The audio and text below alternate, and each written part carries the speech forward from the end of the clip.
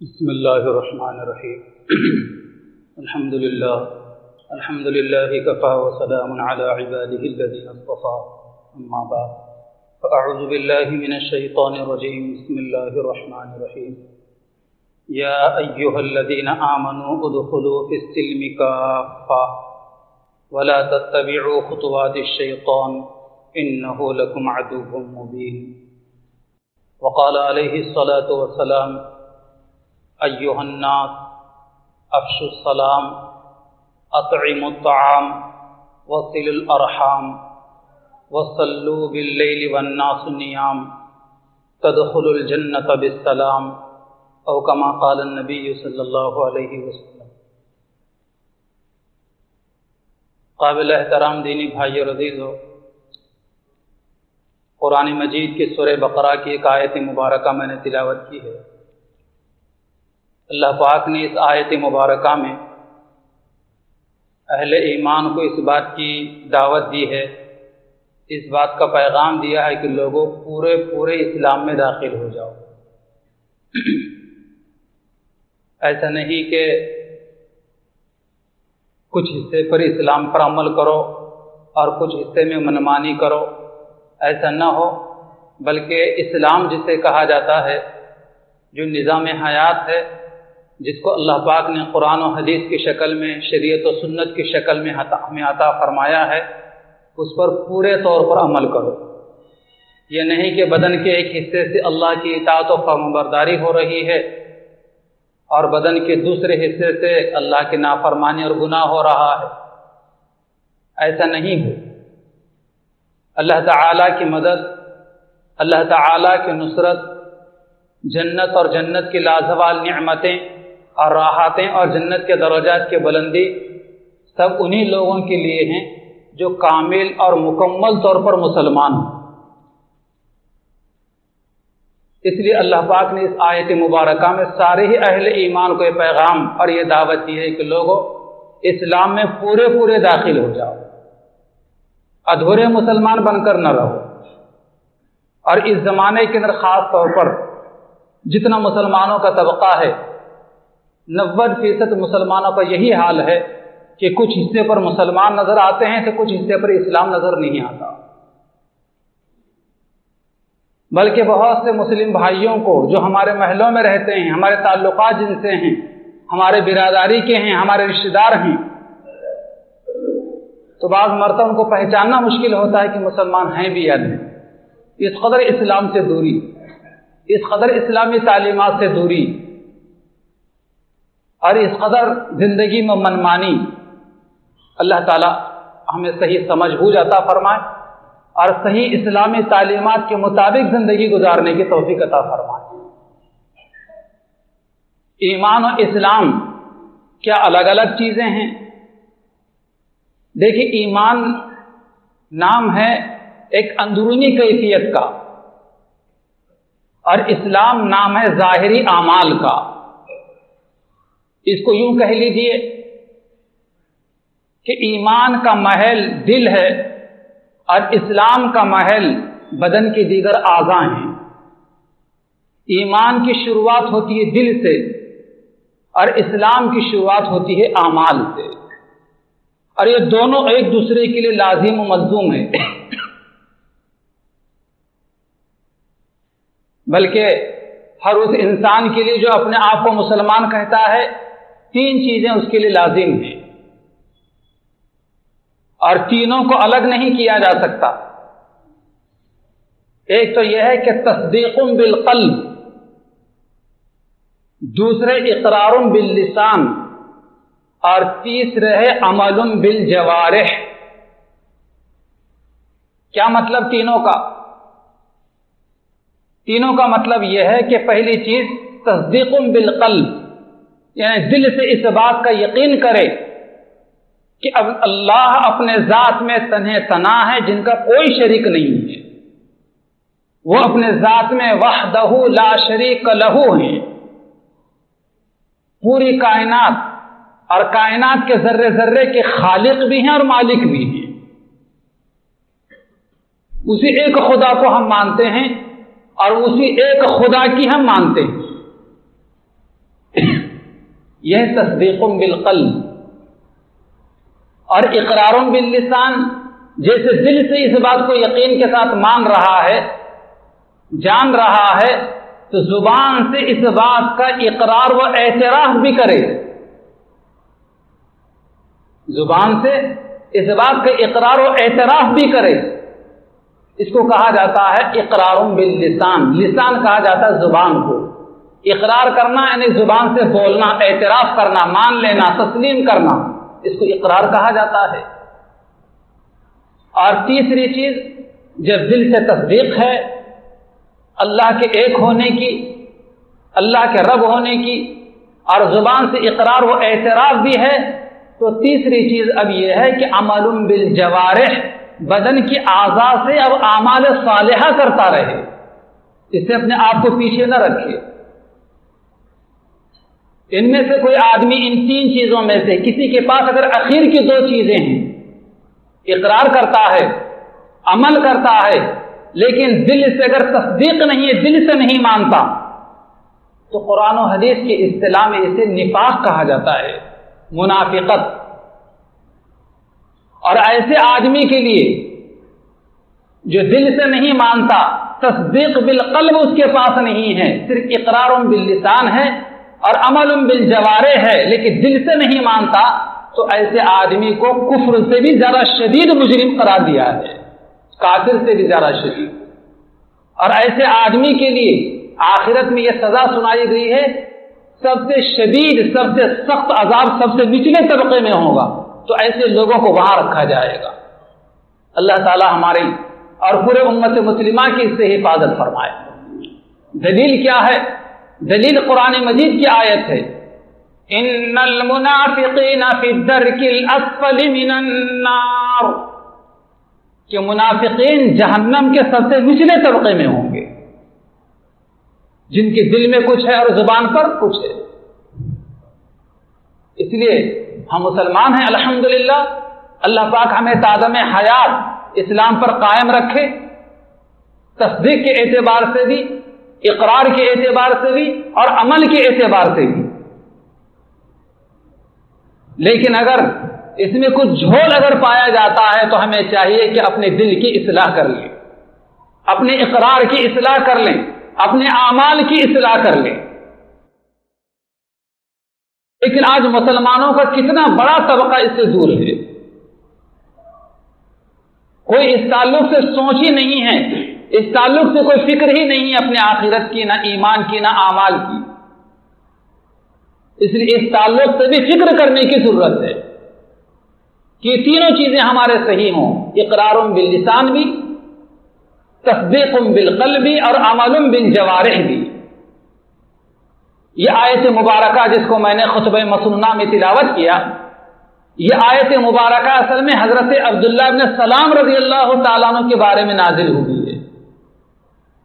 حضرت عبداللہ ابن سلام رضی اللہ تعالیٰ عنہ بڑے اونچے درجے کے صحابی ہیں۔ پہلے یہودی تھے، وہ انہیں تورات کے ماننے والے تھے، موسیٰ علیہ السلام کی شریعت کو ماننے والے تھے، اور حضرت یوسف علیہ السلام کی اولاد میں سے ہیں، وہ بڑے ذہین، اور تورات جیسے قرآن مجید ہماری کتاب ہے، اللہ تعالیٰ کا بابرکت کلام ہے، تورات بھی اللہ تعالیٰ کی کتاب ہے، اس کتاب کے عالم اور حافظ تھے وہ۔ اور اسلام سے پہلا نام ان کا حسین تھا، حاء صاد یا نون، حسین۔ جب انہوں نے اسلام قبول کیا تو اللہ کے نبی علیہ السلام نے ان کا نام بدل کر عبداللہ ابن سلام نام رکھا ان کا۔ یہ خود اپنے اسلام لانے کا واقعہ بیان کرتے ہیں، اور بہت سارے دنیا بھر کے یہودی اور نصرانی پیغمبر آخر الزماں صلی اللہ علیہ وسلم کے انتظار میں مدینہ منورہ میں جا کر مقیم ہو گئے تھے، چونکہ انہوں نے تورات میں اپنے مذہبی کتابوں کے اندر پڑھا تھا کہ ایک پیغمبر آخر الزماں دنیا میں آنے والے ہیں، جن کا نام نامی اسم گرامی محمد اور احمد ہوگا، جو مکہ میں پیدا ہوں گے صلی اللہ علیہ وسلم، اور ان کی قوم ان کو ستائے گی، اور یہاں تک کہ ان کی قوم اپنے وطن سے مکہ مکرمہ سے ان کو نکال دے گی تو وہ ہجرت کر کے یثرب آئیں گے، نخلستان آئیں گے۔ لخنستان کہا جاتا ہے کھجوروں کے علاقے کو، تو سب سے بڑا کھجور کا علاقہ جو ہے وہ مدینہ منورہ میں، مکہ میں نہیں ہے۔ مکہ مکرمہ تو پہاڑی علاقہ ہے پورا۔ وہ ہجرت کر کے یثرب آئیں گے۔ حضور پاک علیہ السلام کے مدینہ جانے سے پہلے مدینہ کا نام یثرب تھا۔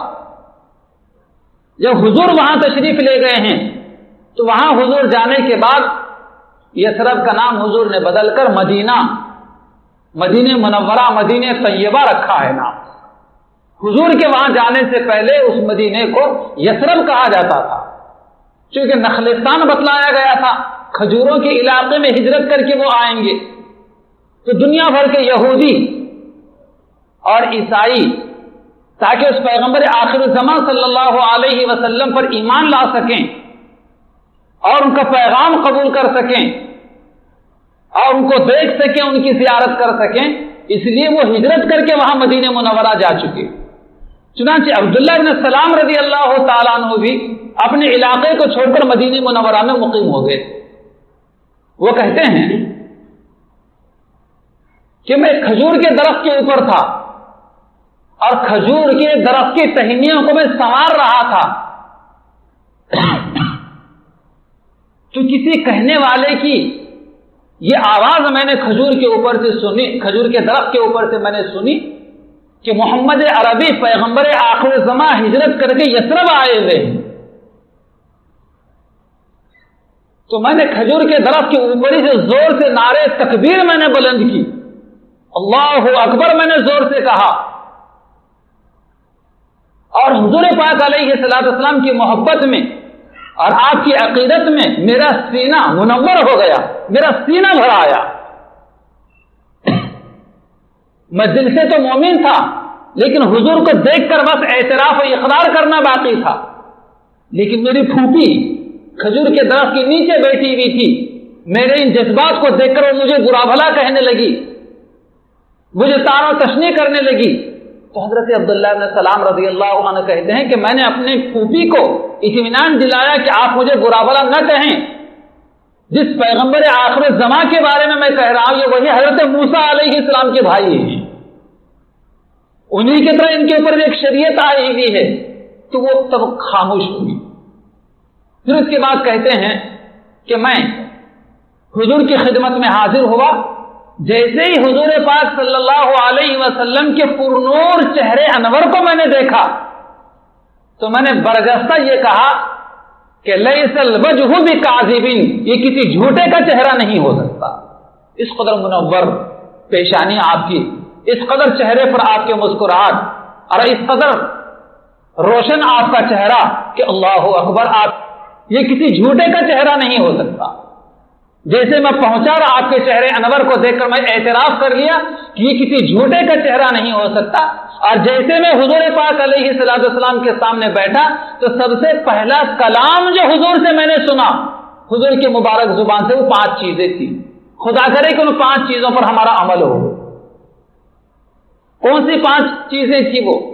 حضرت عبداللہ بن سلام رضی اللہ تعالیٰ کہتے ہیں کہ وہ 5 چیزیں یہ تھی، ایھا الناس، لوگوں، افشوا السلام، آپس میں سلام کو رواج دو، ایک دوسرے کو سلام کرو، یہ نہ دیکھو کہ یہ میرے جان پہچان کا ہے یا نہیں، یہ میرے برادری کا ہے یا نہیں، یہ میرے جماعت سے تعلق رکھتا ہے، یہ مت دیکھو، بلکہ دیکھو اتنا معلوم ہے کہ مسلمان ہے، اس کو سلام کرنے میں پہل کرو۔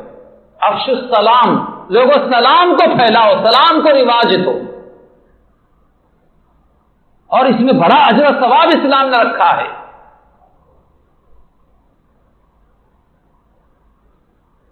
کوئی مسلمان اگر کسی کو سلام کرتا، السلام علیکم کہتا ہے، اللہ کے نبی علیہ السلام فرماتے ہیں کہ اس کو 10 نیکیاں ملتی ہیں۔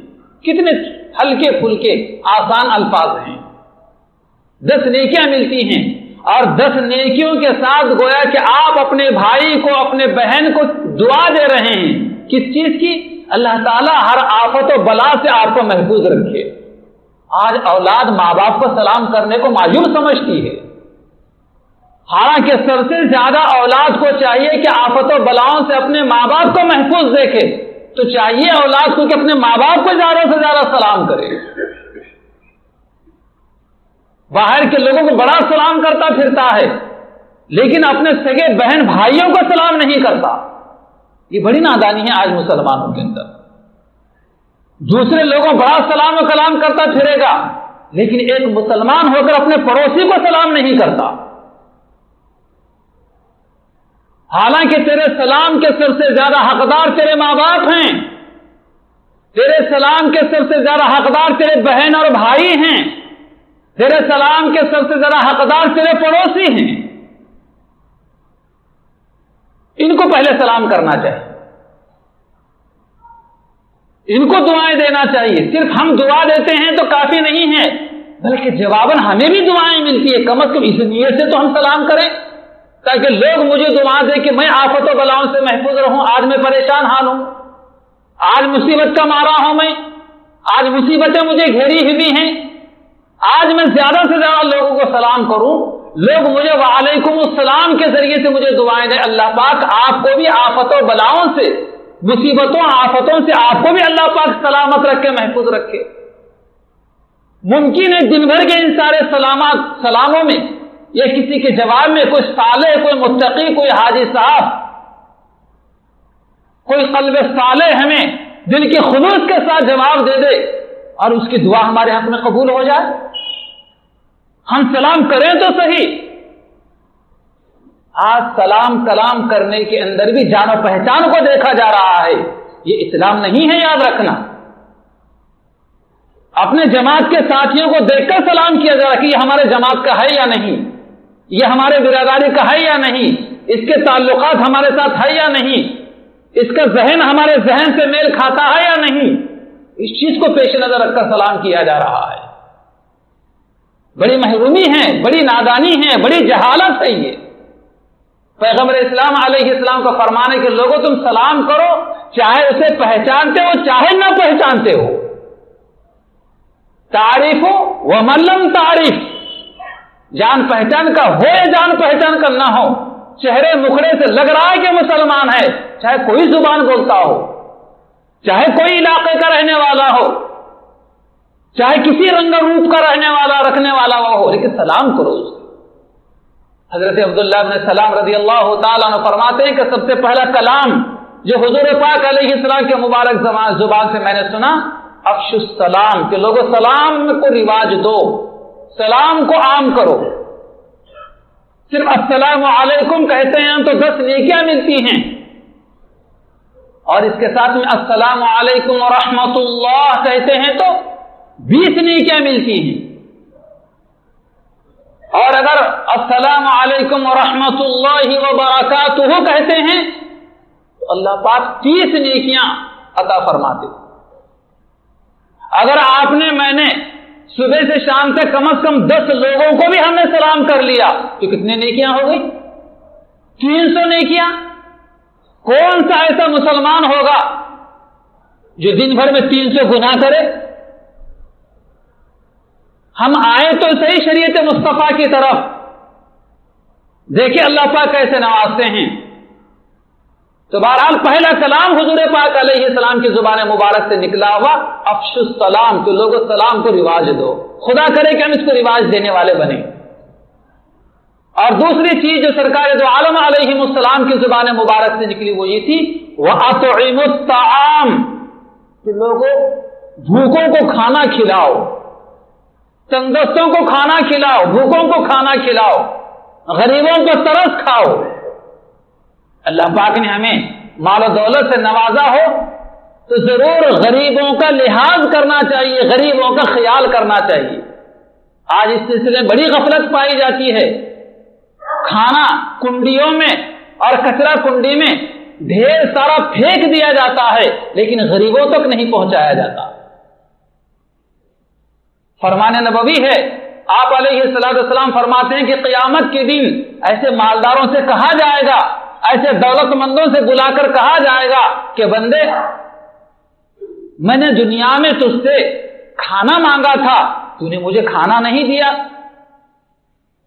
मैदान महशर में बंदा कहेगा, परवरदिगार आप रब्बुल आलमीन हैं, आप रज़्ज़ाक़ हैं, आप लोगों को खाना देते हैं, रोजी देते हैं, आपको कैसे भूख लग सकती है, आप कैसे खाना मांग सकते हैं? अल्लाह रब्बुल जलाल फरमाएंगे कि बंदे, मेरे फलां बंदे ने फलां मौके पर तुझसे खाना मांगा था, तू खाना खिला सकता था लेकिन तूने खाना नहीं खिलाया। अगर कोई भूखा हो, हमें मालूम हो, अगर कोई भूखा वाकई हमसे सवाल कर रहा हो, हाथ फैला रहा हो, चंद लुक़मे खाने का उसके लिए इंतजाम कर दिया जाए, ताकि क़यामत के दिन की से बाज़ फुर्स से पकड़ से हम बच सके। धुतकारे नहीं, झिड़के नहीं किसी भूखे को। तो ये चीज, दूसरी चीज, दूसरा कलाम जो सबसे पहले सुना गया हुजूर पाक अलैहिस्सलाम से ये था, वह अतइमुत ताआम, के लोगों भूखों को खाना खिलाओ, तंगदस्तों को खाना खिलाओ, भूखों के हाल पर रहम खाओ। और तीसरी चीज फरमाई आप अलैहिस्सलाम ने, वसिलुल अरहाम, तीसरी चीज फरमाई आप अलैहिस्सलाम ने, सिलुल अरहाम, सिला रहमी किया करो। किसे कहा जाता है सिला रहमी करना? सिला रहमी का मतलब यह है कि अपने रिश्तेदारों के सुख दुख में शरीक रहना, अपने खानदान के लोगों के सुख दुख में शरीक रहना, खुशी का मौका है तो भी शरीक रहना, कोई गमी का मौका आ जाए तो भी शरीक रहना। अल्लाह ने माल दिया हो तो अपने माल, रुपये, पैसों के जरिए से उनकी मदद करना, और अगर माल ना हो तो कम से कम हाजिर होकर जुबान से दुआ तो दे सकते हैं।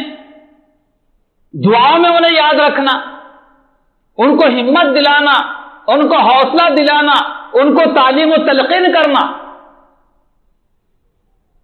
आज हम दोस्तों के साथ फूले नहीं समाते, लेकिन बरसों गुजर जाते हैं, न बहन के घर का दरवाजा हमें मालूम, न गरीब चचा के घर का दरवाजा कभी हमें मालूम, न कभी फूफी के घर हम जाने को तैयार होते हैं। मोहतरम बुजुर्गों और दोस्तों, जिनसे हमारा खूनी रिश्ता है, मौका ब मौका इनके घर पे जाया जाए। देखिए, कोई मालदार रिश्तेदार जब कभी अपने किसी गरीब रिश्तेदार के घर पहुंचता है तो वो गरीब हमारे रिश्तेदार चाहता है कि दिल निकाल कर उसके सामने रख दो, दिल निकाल कर रखने को सामने होता है, फूले नहीं समाता हो। भैया, मालदार तो मालदार के घरों पर जाते ही हैं, मालदार के दौलतमंदों की खुशियों में तो शरीक होते ही हैं, लेकिन गरीबों के साथ भी तो शरीक रहे हम, गरीबों के भी तो मुआविन बने हम, गरीबों के सुख दुख में हम शरीक रहें। ये इस्लाम के पैगंबर इस्लाम अलैहिस्सलाम की तालीमात। और कितना फायदा है इसमें मैं बतलाऊं आपको। अल्लाह के नबी अलैहिस्सलाम का फरमान है कि सिला रहमी करने की वजह से अपने चचा, ताया, फूफी, मामू, भाई, बहन, ये जो रिश्तेदार होते हैं, इन लोगों के सुख दुख में शरीक रहना, मौका ब मौका इनके पास जाना, अगर कभी वो हमारे घर आते हैं उनके साथ खातिर तवाज़ो का मामला करना, इज्जत और एहतराम का मामला करना। इसकी वजह से अल्लाह के नबी अलैहिस्सलाम फरमाते हैं कि 2 चीजों में इजाफा होता है। कितनी चीजों में? 2 चीजों में। और इन 2 चीजों में इजाफा हर मुसलमान चाहता है कि इजाफा हो, हर इंसान चाहता है कि इन 2 चीजों में मेरे इजाफा हो। कौन सी 2 चीजें हैं वो? एक है उम्र और दूसरे है रिस्क, रुपया पैसा और रोजी रोटी। कौन नहीं चाहता मेरी उम्र में इजाफा हो? हर मुसलमान, हर इंसान चाहता है। मैं 50 साल का हूं तो 100 साल का हो जाऊं, 100 साल का बूढ़ा भी है तो वो चाहता है कि मेरे 10-5 साल और इजाफा हो जाए। एक दुकान वाला चाहता है कि अगर दूसरी दुकान भी मेरी हो जाए तो बहुत अच्छा होगा।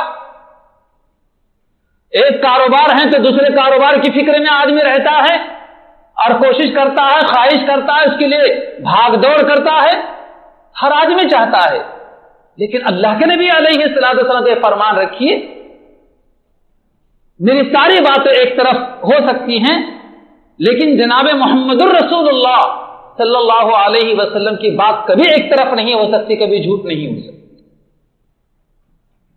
بلکہ اللہ پاک نے قرآن مجید میں بیان فرمایا لا ينطق عن الهوى ان هو الا وحی یوحی، حضرت محمد اپنے زبان سے کبھی غلط نہیں بولتے، جو کچھ اپنے زبان سے بولتے ہیں وہ اللہ کی طرف سے وحی کردہ کلام ہوتا ہے۔